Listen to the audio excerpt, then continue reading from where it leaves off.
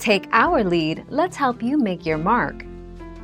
Our goal is your satisfaction. Let us show you the way. Holiday Blizzard I. The Holiday Blizzard I was an intense blizzard that covered the Colorado Front Range, the Colorado Eastern Plains and surrounding states.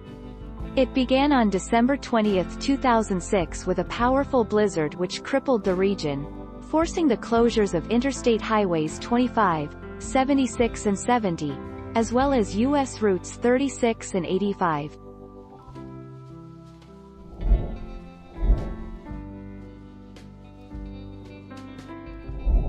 Let's help you make your mark. On average, March is Denver's snowiest month, according to 138 years of records. It's followed by April, December and then February, typically our fourth snowiest. In 2019, February topped March, and was the snowiest month of that season. 18 February 2020.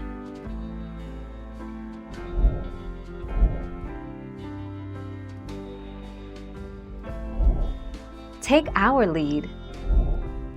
October. The first snowfall of winter for Denver often arrives in October, but the snow can begin as early as September or as late as November. At least 1 in 4 years don't see any snow in October. The season's last snowfall most often happens in April.